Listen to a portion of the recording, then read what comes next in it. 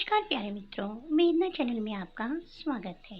मेरी आज की कहानी है कौन सही कौन गलत। आश्रम में माँ का ध्यान रख सके, इसलिए वहाँ के चौकीदार से दोस्ती कर ली थी और उसे कुछ पैसे भी दे दिए थे।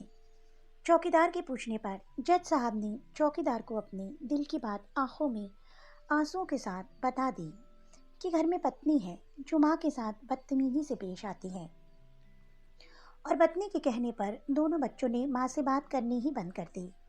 माँ को अकेलापन लगने लगा और इन सब वजहों से दिन भर रोती रहती थी, इसीलिए उसे आश्रम छोड़ने के लिए आ गए।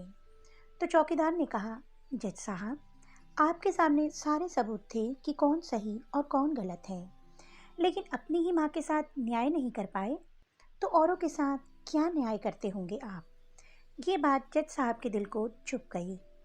चौकीदार की इतनी सी बात का इतना असर हुआ कि 2 रात नींद नहीं आई।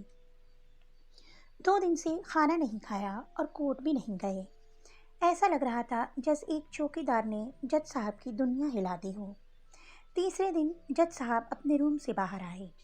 पत्नी और बच्चे खाना लेकर इसी इंतजार में खड़े थे कि जज साहब खाना खाएंगे। तभी जज साहब ने एक कागज पत्नी को और 2 अलग अलग कागज अपने बच्चों के हाथ में थमा दिए। कागज की एक लाइन पड़ी तो पत्नी के हाथों में से थाली गिर गई।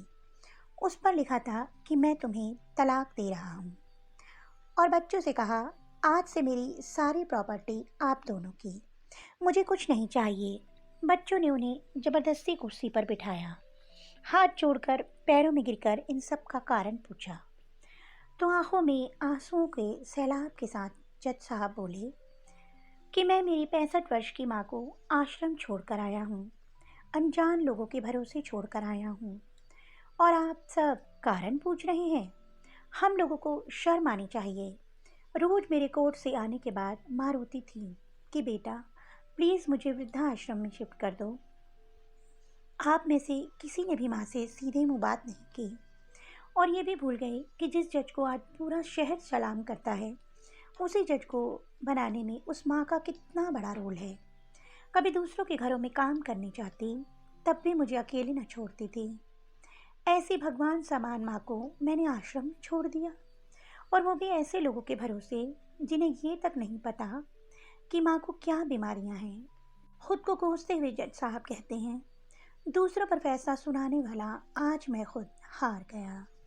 मैं जज नहीं बल्कि गुनहगार हूँ, और मैंने जो गुनाह किया है वो शायद कानून तो माफ़ कर देगा, लेकिन ईश्वर के कोर्ट में वो कभी माफ़ नहीं होगा। ये कहते हुए जज साहब बोले कि अब मैं अपने पापों का प्रायश्चित करने जा रहा हूँ। मैंने अपना सब कुछ आप लोगों को सौंप दिया है और अब अपनी माँ के साथ आश्रम में रहूँगा और उनकी सेवा करूँगा।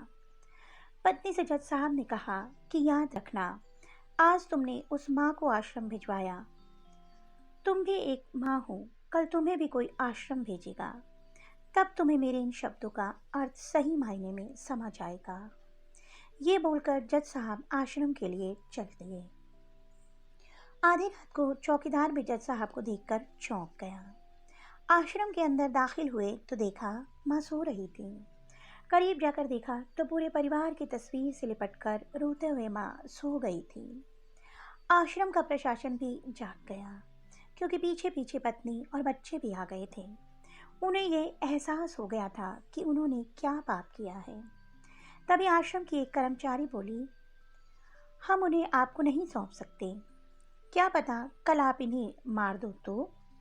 ये सुनते ही जज साहब की पत्नी को दिल में बहुत दर्द हुआ। वो बोल उठी कि मैडम जी, शायद हमारे हाथों बहुत बड़ा पाप हुआ है, मानते हैं, लेकिन अब हम इन्हें मारने नहीं, इन्हें एक नया जीवन देने आए हैं। आश्रम के सभी बुजुर्गों की आंखों में आंसू थे। सब के सब रो पड़े। खुशी के आंसुओं के साथ माँ को घर ले आए, लेकिन वही आश्रम में अनेक आंखें ऐसी थी जो किसी न किसी का इंतजार कर रही थी। माँ, तेरा कर्ज मुझसे अदा क्या होगा? तू अगर नाराज है तो खुश मुझसे ज़्यादा खुदा क्या होगा? अपने माता पिता का सम्मान करो, आदर करो, और हमेशा उन्हें अपने दिल के, अपने घर के पास रखो, उन्हें अपने साथ रखो, क्योंकि जैसा हम करेंगे वही तो हमारे बच्चे भी सीखेंगे। अगर हम अब चाहते हैं कि हमारा बुढ़ापा सुखद बीते, तो हमें भी वैसा ही संस्कार अपने बच्चों को देने चाहिए। दोस्तों, आपको मेरी कहानी कैसी लगी कमेंट बॉक्स में अवश्य बताइएगा। अगर आपको मेरी कहानी अच्छी लगी तो मेरी कहानी को लाइक कीजिए और मेरे चैनल को सब्सक्राइब कीजिए। जल्द ही एक नई कहानी के साथ मिलूंगी, तब तक के लिए बाय बाय।